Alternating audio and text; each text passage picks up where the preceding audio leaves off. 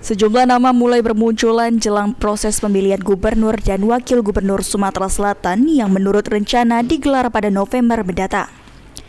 Nama-nama tersebut ialah para politikus Sumsel yang sudah tidak asing lagi didengar di telinga masyarakat.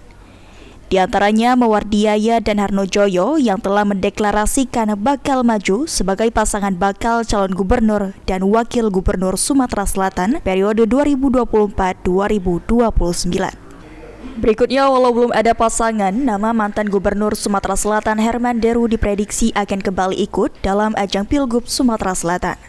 Serta ada juga Bupati Pali 2 periode, yakni Heri Amalindo. Menyikapi hal tersebut, pengamat politik sekaligus Direktur Eksekutif Lintas Politika Kemas Khoirul Muklis mengungkapkan, jika ajang Pilgub Sumsel representasi dari Pilpres 2024 yang telah digelar. Sehingga Kemas memprediksi ada 3 pasangan yang akan bertarung pada Pilgub Sumsel 2024 ini.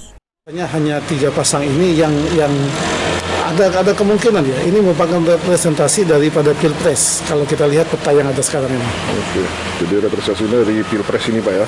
Ya, karena suka tidak suka di balik Pak Mawardi memilih Harnojoyo, kan ini pasangan yang satu koalisi. Iya benar. Kita juga memprediksi. Senada dengan Kemas Khoirul Muklis, pengamat politik sekaligus dosen Universitas Sriwijaya Haikal Alfafa memprediksi hanya ada 3 pasangan yang akan maju, yaitu Mawardiaya, Herman Deru, dan Heri Amalindo. Kalau hari ini muncul nih ada Pak Mawardi ya, yang kedua ada Pak Deru, yang ketiga ada Pak Heri. Nah di luar itu kan belum ada nih. Ya, kalau kita lihat tokoh Musirawas, Muratara, Linggau kan belum ada muncul nih. Di sana paling tidak ada nama Pak Nanan, misalnya ada nama Pak Ozi Amru. Nah ini belum kelihatan.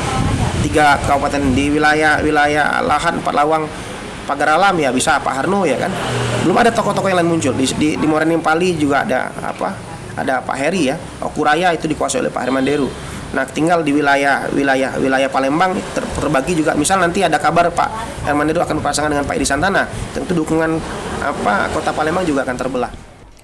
Sampai sejauh ini, Haikal melihat tersisa 4 partai besar yang menguasai parlemen di Sumsel belum mengusung calonnya, di mana 4 partai itu yang akan menjadi kunci bagi calon lainnya untuk maju pada Pilgub Sumsel November mendatang. Firman Hidayat, Eki Saputra, PAL TV.